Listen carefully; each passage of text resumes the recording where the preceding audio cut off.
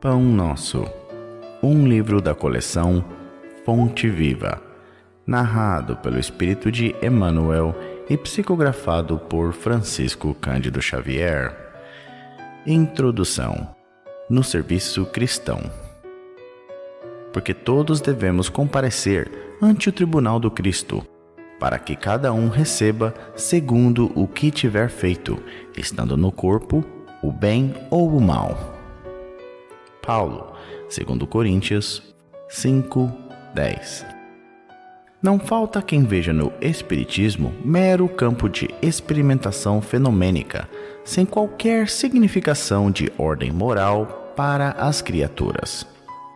Muitos aprendizes da consoladora doutrina desse modo limitam-se às investigações de laboratório ou se limitam a discussões filosóficas. É imperioso reconhecer, todavia, que há tantas categorias de homens desencarnados quanto são as dos encarnados. Entidades discutidoras, levianas, rebeldes e inconstantes transitam em toda parte. Além disso, incógnitas e problemas surgem para os habitantes dos dois planos. Em vista de semelhantes razões, os adeptos do progresso efetivo do mundo, distanciados da vida física, pugnam pelo espiritismo com Jesus, convertendo-nos o intercâmbio em fator de espiritualidade santificante. Acreditamos que não se deve atacar outro círculo de vida quando não nos encontramos interessados em melhorar a personalidade naquele em que respiramos. Não vale pesquisar recursos que não nos dignifiquem. Eis porque, para nós outros, que supomos trazer o coração acordado para a responsabilidade de viver, Espiritismo não expressa simples convicção de imortalidade, é clima de serviço e edificação. Não adianta guardar a certeza na sobrevivência da alma além da morte sem o preparo terrestre na direção da vida espiritual. E nesse esforço de habilitação, não dispomos de outro guia mais sábio e mais amoroso que o Cristo. Somente à luz de suas lições sublimes é possível reajustar o caminho, renovar a mente e purificar o coração. Nem tudo o que é admirável é divino, nem tudo o que é grande é respeitável, nem tudo o que é belo é santo. Nem tudo o que é agradável é útil. O problema não é apenas de saber, é o de reformar-se cada um para a extensão do bem. Afeiçoemo-nos, pois, ao Evangelho sentido e vivido, compreendendo o imperativo de nossa iluminação interior, porque, segundo a palavra oportuna e sábia do apóstolo, todos devemos comparecer ante o tribunal do Cristo, a fim de recebermos de acordo com o que realizamos, estando no corpo o bem ou o mal. Emmanuel. Pedro Leopoldo, Minas Gerais, 22 de fevereiro de 1950.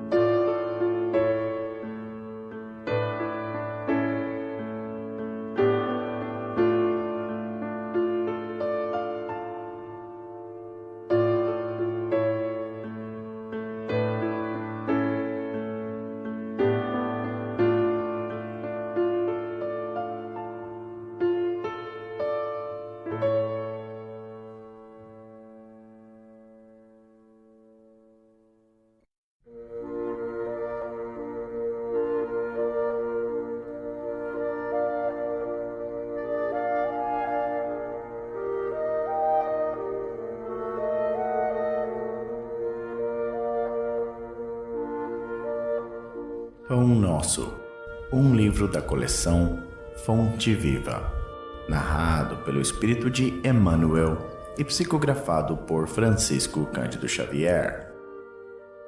Capítulo 1. Mãos à obra. Que fareis, pois, irmãos? Quando vos ajuntais, cada um de vós tem salmo, tem doutrina, tem revelação, tem língua, tem interpretação. Faça-se tudo para edificação. Paulo, 1 Coríntios 14:26. A igreja de Corinto lutava com certas dificuldades mais fortes quando Paulo lhe escreveu a observação aqui transcrita. O conteúdo da carta apreciava diversos problemas espirituais dos companheiros do Peloponeso, mas podemos insular o versículo e aplicá-lo a certas situações dos novos agrupamentos cristãos, formados no ambiente do Espiritismo, na revivência do Evangelho. Quase sempre notamos intensa preocupação nos trabalhadores por novidades em fenomenologia e revelação. Alguns núcleos costumam paralisar atividades quando não dispõem de médiums adestrados. Por quê? Médium algum solucionará em definitivo o problema fundamental da iluminação dos companheiros. Nossa tarefa espiritual seria absurda se estivesse circunscrita à frequência mecânica de muitos, a um centro qualquer, simplesmente para assinalarem o esforço de alguns poucos. Convençam-se os discípulos de que o trabalho e a realização pertencem a todos e que é imprescindível se movimente cada qual no serviço edificante que lhe compete. Ninguém alegue ausência de novidades, quando vultuosas concessões da esfera superior aguardam a firme decisão do aprendiz de boa vontade, no sentido de conhecer a vida e elevar-se. Quando vos reunirdes, lembrai a doutrina e a revelação, o poder de falar e de interpretar, de que já sois detentores, e colocai mãos à obra do bem e da luz, no aperfeiçoamento indispensável.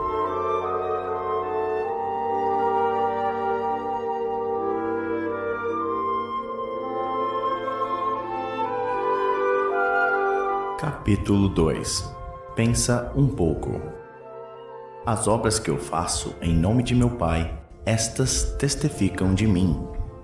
Jesus. João 10:25. É vulgar a preocupação do homem comum relativamente às tradições familiares e aos institutos terrestres a que se prende nominalmente, exaltando-se nos títulos convencionais que lhe identificam a personalidade. Entretanto, na vida verdadeira, criatura alguma é conhecida por semelhantes processos. Cada espírito traz consigo a história viva dos próprios feitos, e somente as obras efetuadas dão a conhecer o valor ou o demérito de cada um.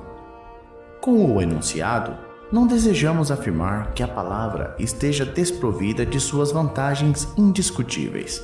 Todavia, é necessário compreender-se que o Verbo é também profundo potencial recebido da infinita bondade, como recurso divino, tornando-se indispensável saber o que estamos realizando com esse dom do Senhor eterno. A afirmativa de Jesus neste particular reveste-se de imperecível beleza. Que diríamos de um Salvador que estatuísse regras para a humanidade sem partilhar-lhe as dificuldades e impedimentos? O Cristo iniciou a missão divina entre homens do campo, viveu entre doutores irritados e pecadores rebeldes, uniu-se a doentes e aflitos, comeu o duro pão dos pescadores humildes e terminou a tarefa santa entre dois ladrões. Que mais desejas? Se aguardas vida fácil e situações de evidência no mundo, lembra-te do Mestre e pensa um pouco.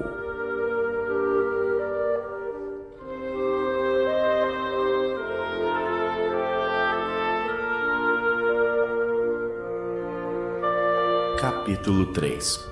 O arado. E Jesus lhe disse: Ninguém que lança a mão do arado e olha para trás é apto para o reino de Deus. Lucas 9:62. Aqui vemos Jesus utilizar na edificação do reino divino um dos mais belos símbolos. Efetivamente, se desejasse o mestre, criaria outras imagens. Poderia reportar-se às leis do mundo, aos deveres sociais, aos textos da profecia, mas prefere fixar o ensinamento em bases mais simples. O arado é aparelho de todos os tempos. É pesado, demanda esforço de colaboração entre o homem e a máquina, provoca suor e cuidado e, sobretudo, fere a terra para que produza. Constrói o berço das sementeiras e, à sua passagem, o terreno cede para que a chuva, o sol e os adubos sejam convenientemente aproveitados. É necessário, pois, que o discípulo sincero tome lições com o divino cultivador, abraçando-se ao arado da responsabilidade na luta edificante, sem dele retirar as mãos, de modo a evitar prejuízos graves à terra de si mesmo.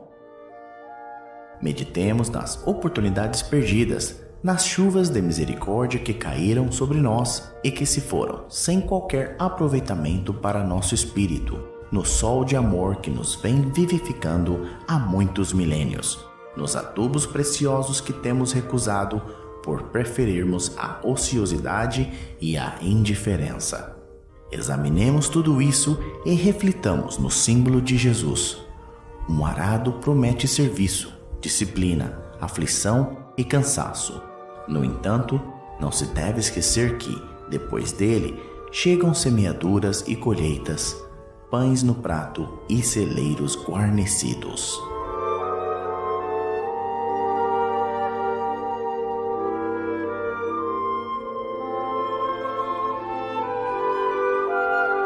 Capítulo 4. Antes de servir. Bem como o Filho do Homem não veio para ser servido, mas para servir. Jesus. Mateus 20:28.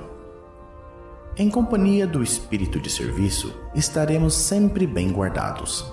A criação inteira nos reafirma esta verdade com clareza absoluta. Dos reinos inferiores às mais altas esferas, todas as coisas servem a seu tempo. A lei do trabalho, com a divisão e a especialização nas tarefas, prepondera nos mais humildes elementos, nos variados setores da natureza.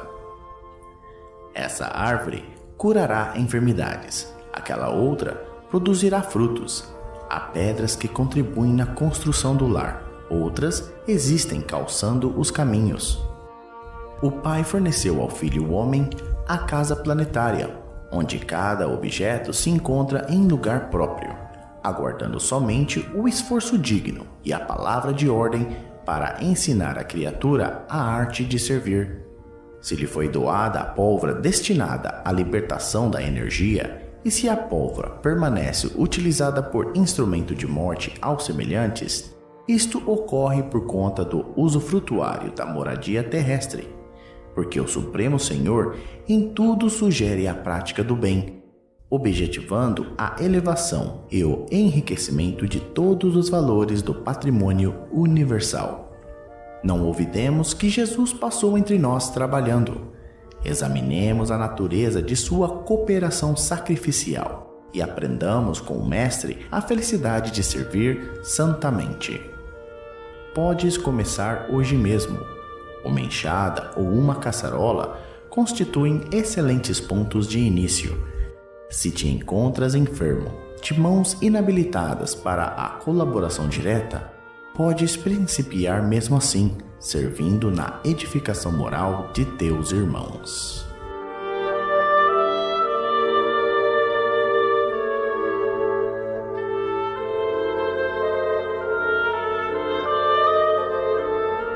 Capítulo 5. Salários. E contentai-vos com o vosso soldo. João Batista.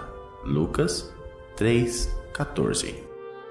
A resposta de João Batista aos soldados que lhe rogavam esclarecimentos é modelo de concisão e de bom senso. Muita gente se perde através de inextricáveis labirintos em virtude da compreensão deficiente acerca dos problemas de remuneração na vida comum. Operários existem que reclamam salários devidos a ministros, sem cogitarem das graves responsabilidades que, não raro, convertem os administradores do mundo em vítimas da inquietação e da insônia, quando não seja em mártires de representações e banquetes. Há homens cultos que vendem a paz do lar em troca da dilatação de vencimentos. Inúmeras pessoas seguem, da mocidade à velhice do corpo, ansiosas e descrentes, enfermas e aflitas, por não se conformarem com os ordenados mensais que as circunstâncias do caminho humano lhe assinalam, dentro dos imperscrutáveis desígnios. Não é por demasia de remuneração que a criatura se integrará nos quadros divinos.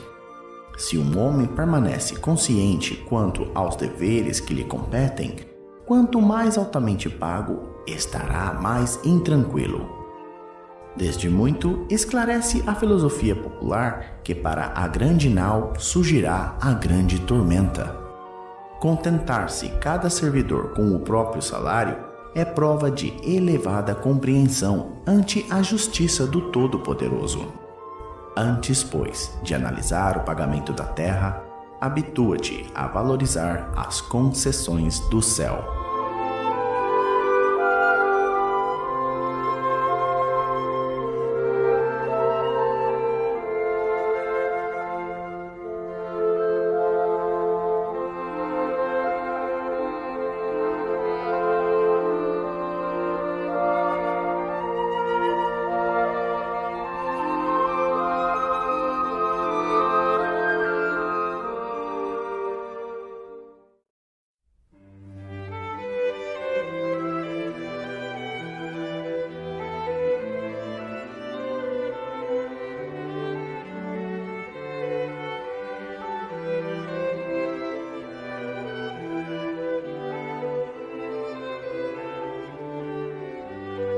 Pão Nosso, um livro da coleção Fonte Viva, narrado pelo Espírito Emmanuel e psicografado por Francisco Cândido Xavier. Capítulo 6. Valei-vos da luz. Andai enquanto tendes a luz, para que as trevas não vos apanhem. Jesus, João 12:35. O homem de meditação encontrará pensamentos divinos analisando o passado e o futuro. Ver-se-á colocado entre duas eternidades, a dos dias que se foram e a que lhe acena do porvir. Examinando os tesouros do presente, descobrirá suas oportunidades preciosas. No futuro, antevê a bendita luz da imortalidade, enquanto que no pretérito se localizam as trevas da ignorância, dos erros praticados, das experiências mal vividas. Esmagadora maioria de personalidades humanas não possui outra paisagem com respeito ao passado próximo ou remoto, senão esta constituída de ruína e desencanto, compelindo-as a revalorizar os recursos em mão. A vida humana, pois, apesar de transitória, é a chama que vos coloca em contato com o serviço de que necessitais para a ascensão justa. Nesse abençoado ensejo é possível resgatar, corrigir, aprender, ganhar, conquistar, reunir, reconciliar e enriquecer-se no Senhor. Refleti na observação do Mestre e aprender-lhe-eis o luminoso sentido. Andai enquanto tendes a luz, disse ele. Aproveitai a dádiva de tempo recebida no trabalho edificante. Afastai-vos da condição inferior, adquirindo mais alto entendimento. Sem os característicos de melhoria e aprimoramento no ato da marcha, sereis dominados pelas trevas, isto é, anulareis vossa oportunidade santa, tornando aos impulsos menos dignos e regressando em seguida à morte do corpo, ao mesmo sítio de sombras de onde emergistes para vencer novos degraus na sublime montanha da vida.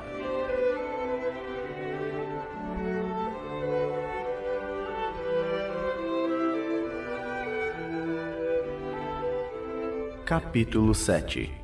A semente. E, quando semeias, não semeais o corpo que há de nascer, mas o simples grão de trigo ou de qualquer outra semente. Paulo, 1 Coríntios 15:37. Nos serviços da natureza, A semente reveste-se aos nossos olhos do sagrado papel de sacerdotisa do Criador e da vida. Gloriosa herdeira do poder divino, coopera na evolução do mundo e transmite silenciosa e sublime lição tocada de valores infinitos à criatura. Exemplifica sabiamente a necessidade dos pontos de partida, as requisições justas de trabalho, os lugares próprios, os tempos adequados. Há homens inquietos e insaciados que ainda não conseguiram compreendê-la. Exigem as grandes obras de um dia para outro, impõem medidas tirânicas pela força das ordenações ou das armas, ou pretendem trair as leis profundas da natureza. Aceleram os processos da ambição, estabelecem domínio transitório, alardeiam mentirosas conquistas, incham-se e caem, sem nenhuma edificação santificadora, para si ou para outrem. Não souberam aprender com a semente minúscula que lhes dá o trigo ao pão de cada dia e lhes garante a vida em todas as regiões de luta planetária. Saber começar constitui serviço muito importante. No esforço redentor, é indispensável que não se percam de vista as possibilidades pequeninas. Um gesto, uma palestra, uma hora, uma frase pode representar sementes gloriosas para edificações imortais. Imprescindível, pois, jamais desprezá-las.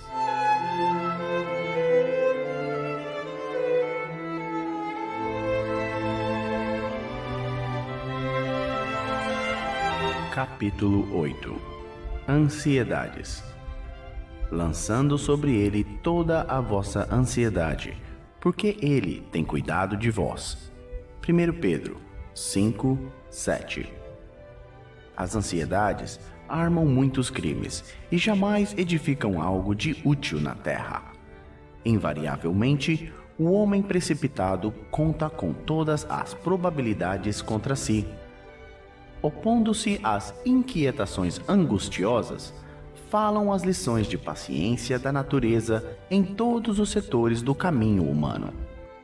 Se o homem nascesse para andar ansioso, seria dizer que veio ao mundo não na categoria de trabalhador em tarefa santificante, mas por desesperado sem remissão. Se a criatura refletisse mais sensatamente, reconheceria o conteúdo de serviço que os momentos de cada dia lhe podem oferecer e saberia vigiar, com acentuado valor, os patrimônios próprios. Indubitável que as paisagens se modificarão incessantemente, compelindo-nos a enfrentar surpresas desagradáveis, decorrentes de nossa atitude inadequada, na alegria ou na dor. Contudo, representa impositivo da lei a nossa obrigação de prosseguir diariamente na direção do bem. A ansiedade tentará violentar corações generosos, porque as estradas terrenas desdobram muitos ângulos obscuros e problemas de solução difícil. Entretanto, não nos esqueçamos da receita de Pedro.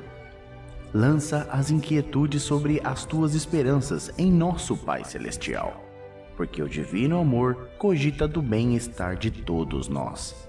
Justo é desejar firmemente a vitória da luz, buscar a paz com perseverança, disciplinar-se para a união com os planos superiores, insistir por sintonizar-se com as esferas mais altas.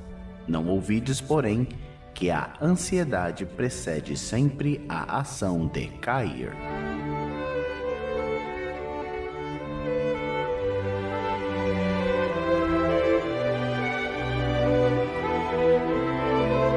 Capítulo 9. Homens de fé. Todo aquele, pois, que escuta estas minhas palavras e as pratica, assemelhá-lo-ei ao homem prudente que edificou a sua casa sobre a rocha. Jesus. Mateus 7:24. Os grandes pregadores do Evangelho sempre foram interpretados à conta de expressões máximas do cristianismo, na galeria dos tipos veneráveis da fé. Entretanto, Isso somente aconteceu quando os instrumentos da verdade efetivamente não olvidaram a vigilância indispensável ao justo testemunho. É interessante verificar que o Mestre destaca entre todos os discípulos aquele que lhe ouve os ensinamentos e os pratica. Daí se conclui que os homens de fé não são aqueles apenas palavrosos e entusiastas, mas os que são portadores igualmente da atenção e da boa vontade perante as lições de Jesus, examinando-lhes o conteúdo espiritual para o trabalho de aplicação no esforço diário. Reconforta-nos a assinalar que todas as criaturas em serviço no campo evangélico seguirão para as maravilhas interiores da fé.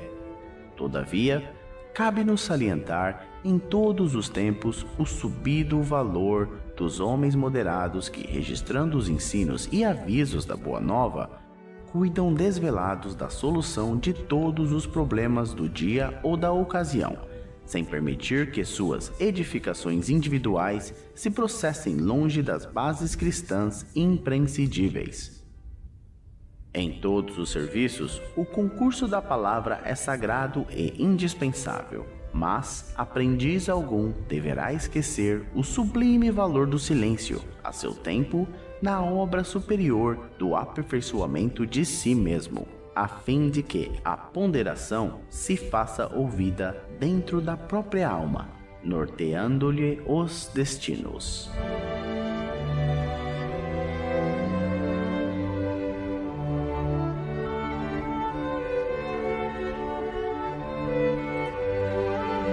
Capítulo 10. Sentimentos fraternos. Quanto, porém, à caridade fraternal, não necessitais de que vos escreva, visto que vós mesmos estáis instruídos por Deus, que vos ameis uns aos outros. Paulo, 1 Tessalonicenses 4:9. Forte contrassenso que desorganiza a contribuição humana no divino edifício do cristianismo é o impulso sectário que atormenta enormes fileiras de seus seguidores.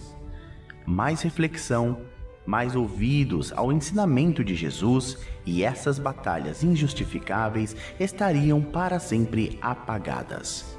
Ainda hoje, com as manifestações do plano espiritual, na renovação do mundo, a cada momento surgem grupos e personalidades solicitando fórmulas do além para que se integrem no campo da fraternidade pura.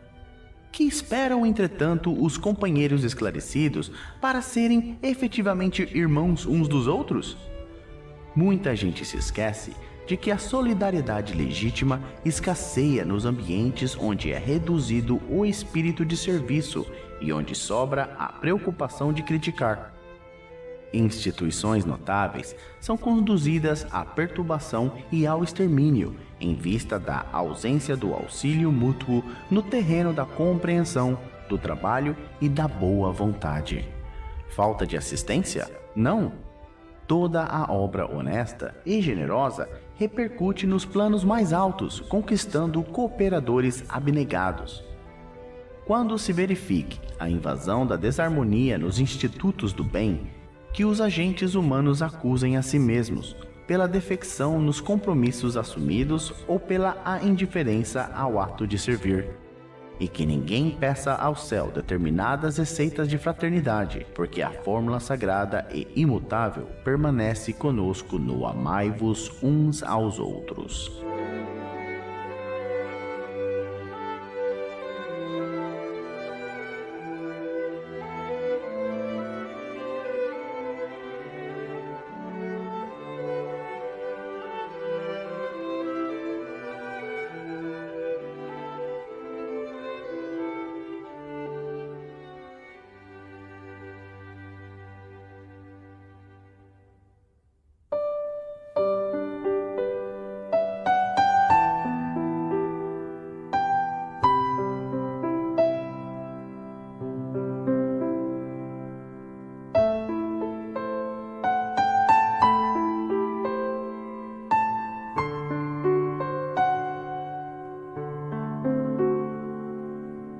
Pão Nosso. um livro da coleção Fonte Viva, narrado pelo Espírito Emmanuel e psicografado por Francisco Cândido Xavier. Capítulo 11. O bem é incansável. E vós, irmãos, não vos canseis de fazer o bem. Paulo, 2 Tessalonicenses 3:13. É muito comum encontrarmos pessoas que se declaram cansadas de praticar o bem. Estejamos, contudo, convictos de que semelhantes alegações não procedem de fonte pura. Somente aqueles que visam determinadas vantagens aos interesses particularistas na zona do imediatismo adquirem o tédio vizinho da desesperação, quando não podem atender a propósitos egoísticos. É indispensável muita prudência quando essa ou aquela circunstância nos induz a refletir nos males que nos assaltam, depois do bem que julgamos haver semeado ou nutrido. O aprendiz sincero não ignora que Jesus exerce o seu ministério de amor sem exaurir-se, desde o princípio da organização planetária. Relativamente aos nossos casos pessoais, muita vez terá o Mestre sentido o espinho de nossa ingratidão, identificando-nos o recuo aos trabalhos da nossa própria iluminação. Todavia, nem mesmo verificando-nos os desvios voluntários e criminosos, jamais se esgotou a paciência do Cristo, que nos corrige, amando e tolera, edificando, abrindo-nos misericordiosos braços para a atividade renovadora. Se Ele nos tem suportado e esperado através de tantos séculos, por que não poderemos experimentar, de ânimo firme, algumas pequenas decepções durante alguns dias? A observação de Paulo aos Tessalonicenses, portanto, é muito justa.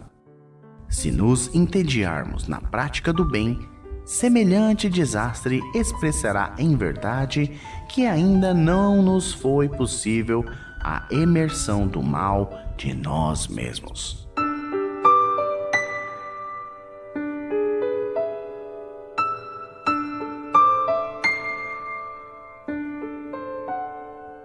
Capítulo 12. Pensaste nisso? Sabendo que brevemente hei de deixar este meu tabernáculo, segundo o que também nosso Senhor Jesus Cristo já mo tem revelado. 2 Pedro 1:14.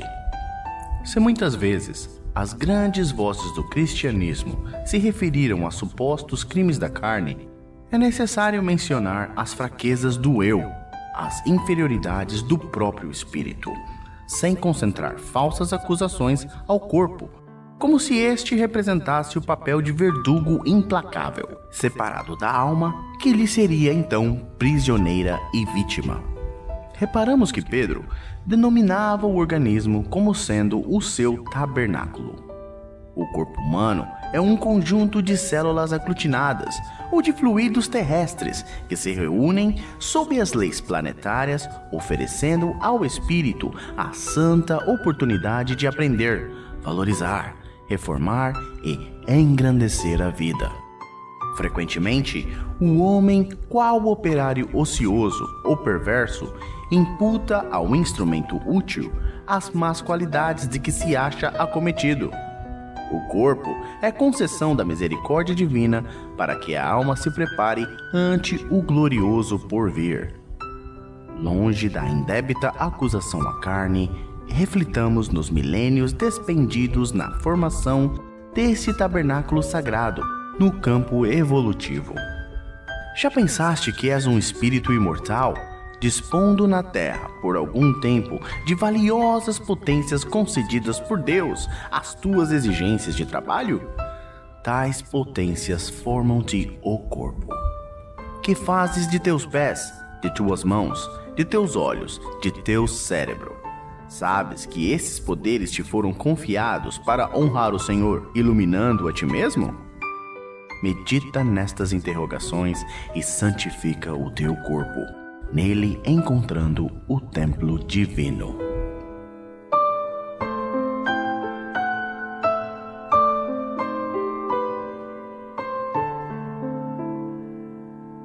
Capítulo 13.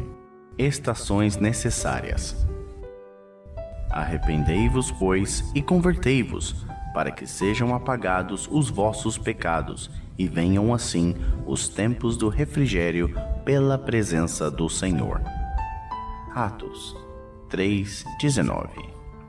Os crentes inquietos quase sempre admitem que o trabalho de redenção se processa em algumas providências convencionais e que apenas com certa atividade externa já se encontram de posse dos títulos mais elevados junto aos mensageiros divinos. A maioria dos católicos romanos pretende a isenção das dificuldades com as cerimônias exteriores.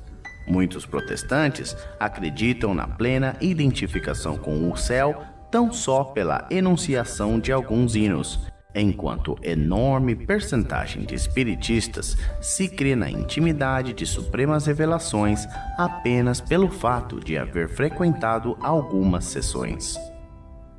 Tudo isso constitui preparação valiosa, mas não é tudo. Há um esforço iluminativo para o interior, sem o qual homem algum penetrará o santuário da verdade divina. A palavra de Pedro à massa popular contém a síntese do vasto programa de transformação essencial a que toda criatura se submeterá para a felicidade da união com o Cristo. Há estações indispensáveis para a realização, porquanto ninguém atingirá de vez a eterna claridade da culminância. Antes de tudo, é imprescindível que o culpado se arrependa, reconhecendo a extensão e o volume das próprias faltas, e que se converta, a fim de alcançar a época de refrigério pela presença do Senhor nele próprio. Aí chegado, habilitar-se-á para a construção do reino divino em si mesmo. Se realmente já compreendes a missão do Evangelho, identificarás a estação em que se encontras e estarás informado quanto aos serviços que deves levar a efeito para demandar a seguinte.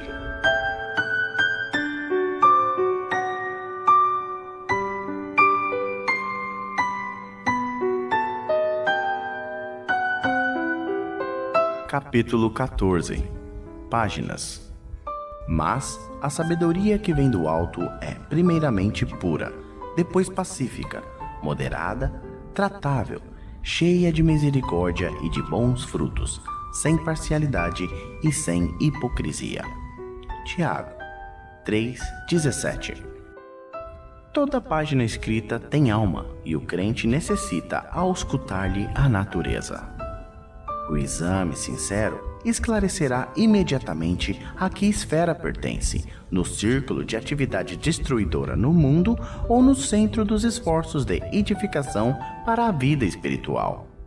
Primeiramente, o leitor amigo da verdade e do bem analisar-lhe-ás as linhas, para ajuizar da pureza do seu conteúdo, compreendendo que, se as expressões foram nascidas de fontes superiores, aí encontrará os sinais inequívocos da paz, da moderação, da afabilidade fraternal, da compreensão amorosa e dos bons frutos, enfim. Mas, se a página reflete os venenos sutis da parcialidade humana, semelhante mensagem do pensamento não procede das esferas mais nobres da vida. Ainda que se origine da ação dos espíritos desencarnados supostamente superiores, a folha que não faça benefício em harmonia e construção fraternal é apenas reflexo de condições inferiores. Examinai, pois, as páginas de teu contacto com um pensamento alheio diariamente, e faze companhia àquelas que te desejam elevação. Não precisas das que te se figurem mais brilhantes, mas daquelas que te façam melhor.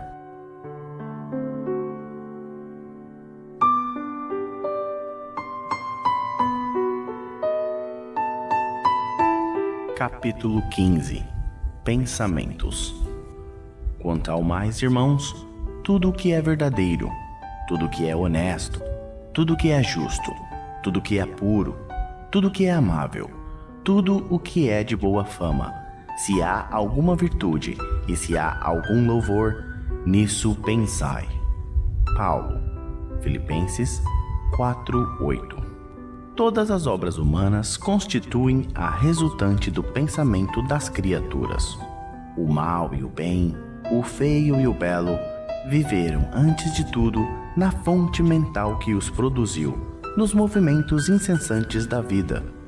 O Evangelho consubstancia o roteiro generoso para que a mente do homem se renove nos caminhos da espiritualidade superior, proclamando a necessidade de semelhante transformação rumo aos planos mais altos.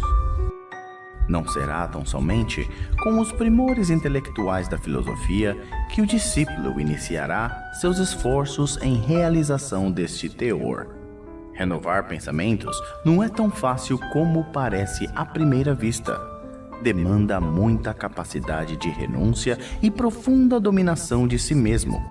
Qualidades que o homem não consegue alcançar sem trabalho e sacrifício do coração. É por isso que muitos servidores modificam expressões verbais, julgando que refundiram pensamentos. Todavia, no instante de recapitular, pela repetição das circunstâncias, as experiências redentoras encontram de novo análogas perturbações, porque os obstáculos e as sombras permanecem na mente, quais fantasmas ocultos. Pensar é criar. A realidade dessa criação pode não exteriorizar-se de súbito no campo dos efeitos transitórios, mas o objeto formado pelo poder mental vive no mundo íntimo, exigindo cuidados especiais para o esforço de continuidade ou extinção. O conselho de Paulo aos Filipenses apresenta sublime conteúdo.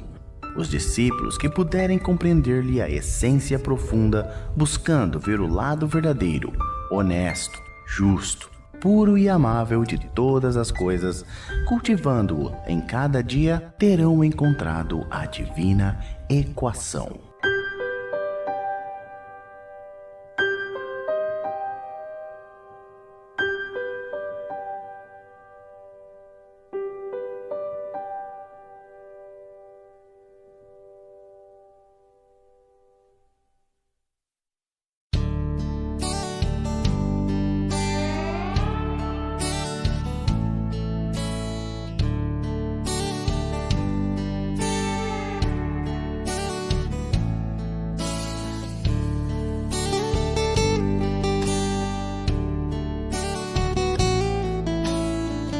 Pão Nosso, um livro da coleção Fonte Viva, narrado pelo Espírito Emmanuel e psicografado por Francisco Cândido Xavier. Capítulo 16. A quem obedeces? E, sendo ele consumado, veio a ser a causa de eterna salvação para todos os que lhe obedecem. Paulo, Hebreus 5:9. Toda criatura obedece a alguém ou a alguma coisa. Ninguém permanece sem objetivo. A própria rebeldia está submetida às forças corretoras da vida. O homem obedece a toda hora. Entretanto, se ainda não pôde definir a própria submissão por virtude construtiva, é que não raro atende, antes de tudo, aos impulsos baixos da natureza, resistindo ao serviço de autoelevação. Quase sempre, transforma a obediência que o salva em escravidão que o condena. O Senhor estabeleceu as gradações do caminho, instituiu a lei do próprio esforço, na aquisição dos supremos valores da vida, e determinou que o homem lhe aceitasse os desígnios para ser verdadeiramente livre, mas a criatura preferiu atender à sua condição de inferioridade e organizou o cativeiro. O discípulo necessita examinar atentamente o campo em que desenvolve a própria tarefa. A quem obedeces? Acaso atendes em primeiro lugar às vaidades humanas ou às opiniões alheias, antes de observares o conselho do Mestre Divino? É justo refletir sempre quanto a isso, porque somente quando atendemos em tudo aos ensinamentos vivos de Jesus é que podemos quebrar a escravidão do mundo em favor da libertação eterna.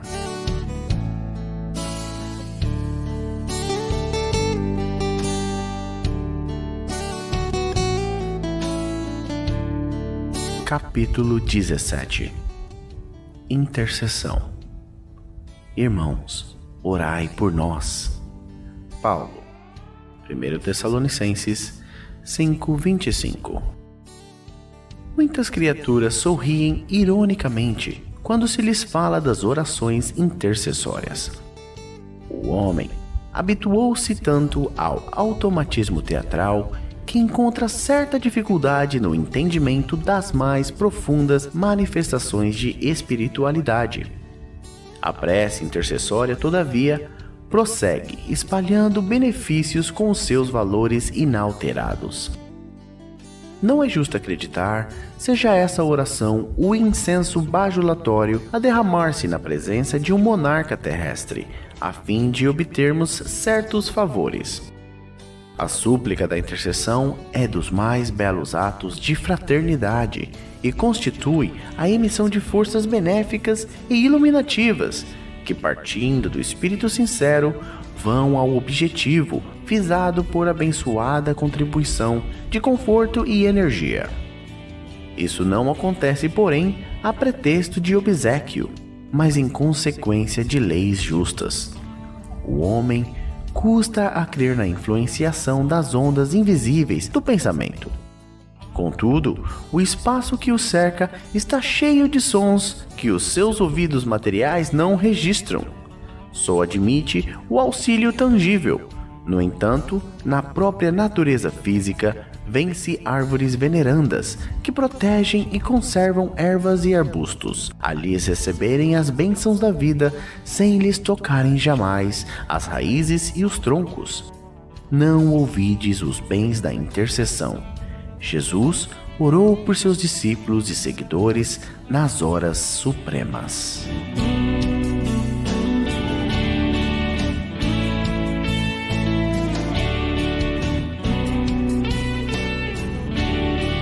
Capítulo 18. Provas de fogo. E o fogo provará qual seja a obra de cada um. Paulo, 1 Coríntios 3:13. A indústria mecanizada dos tempos modernos muito se refere às provas de fogo para positivar a resistência de suas obras. E ponderando o feito, recordemos que o Evangelho igualmente se reporta a essas provas há quase 20 séculos, com respeito às aquisições espirituais. Escrevendo aos Coríntios, Paulo imagina os obreiros humanos construindo sobre o único fundamento, que é Jesus Cristo, organizando cada qual as próprias realizações, de conformidade com os recursos evolutivos. Cada discípulo, entretanto, deve edificar o trabalho que lhe é peculiar, convicto de que os tempos de luta o descobrirão aos olhos de todos, para que se efetue o reto juízo acerca de sua qualidade. O aperfeiçoamento do mundo, na feição material, pode fornecer a imagem do que seja a importância dessas aferições de grande vulto. A terra permanece cheia de fortunas, posições, valores e inteligências que não suportam as provas de fogo. Mal se aproximam os movimentos purificadores, descem precipitadamente os degraus da miséria, da ruína, da decadência. No serviço do Cristo, também é justo que o aprendiz aguarde o momento de verificação das próprias possibilidades. O caráter, o amor, a fé, a paciência e a esperança representam conquistas para a vida eterna, realizada pela criatura com o auxílio santo do Mestre, mas todos os discípulos devem contar com as experiências necessárias que no instante oportuno lhe provarão as qualidades espirituais.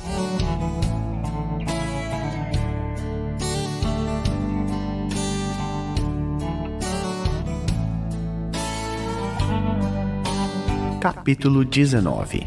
Falsas alegações. que tenho eu contigo, Jesus, Filho do Deus Altíssimo? Peço-te que não me atormentes. Lucas 8:28. O caso do espírito perturbado que sentiu a aproximação de Jesus, recebendo-lhe a presença com furiosas indagações, apresenta muitos aspectos dignos de estudo. A circunstância de suplicar ao Divino Mestre que não o atormentasse requer muita atenção por parte dos discípulos sinceros.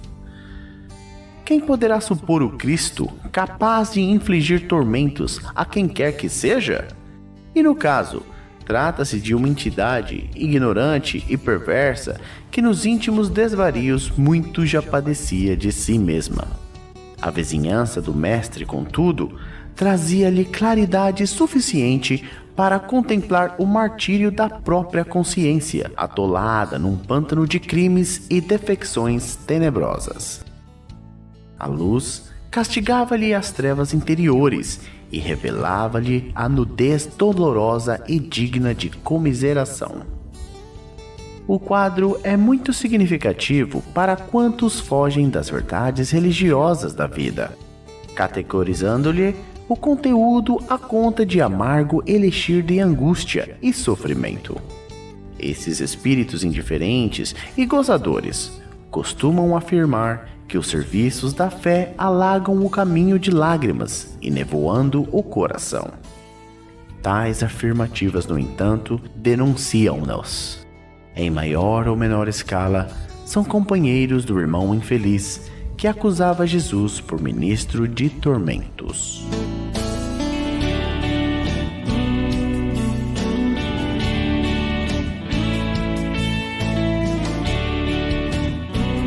Capítulo 20. A marcha.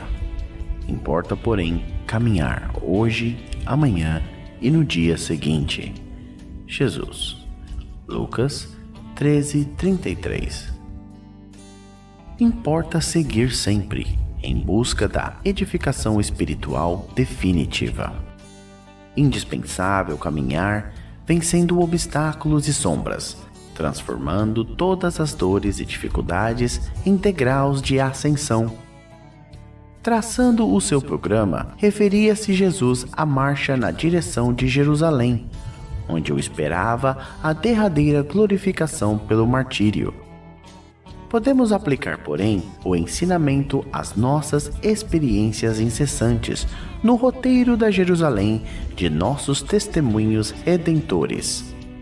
É indispensável, todavia, esclarecer a característica dessa jornada para a aquisição dos bens eternos. Acreditam muitos que caminhar é invadir as situações de evidência no mundo, conquistando posições de destaque transitório, ou trazendo as mais vastas expressões financeiras ao círculo pessoal. Entretanto, não é isso. Nesse particular, os chamados homens de rotina talvez detenham maiores probabilidades a seu favor. A personalidade dominante, em situações efêmeras, tem a marcha inçada de perigos, de responsabilidades complexas, de ameaças atrozes. A sensação de altura aumenta a sensação de queda. É preciso caminhar sempre, mas a jornada compete ao Espírito Eterno, no terreno das conquistas interiores. Muitas vezes, certas criaturas que se presumem nos mais altos pontos da viagem para a sabedoria divina se encontram apenas paralisadas na contemplação de fogos fátuos. Que ninguém se engane nas estações de falso repouso. Importa trabalhar, conhecer-se, iluminar-se e atender ao Cristo diariamente. Para fixarmos semelhante lição em nós, temos nascido na terra, partilhando-lhe as lutas, gastando-lhe os corpos, e nela tornaremos a renascer.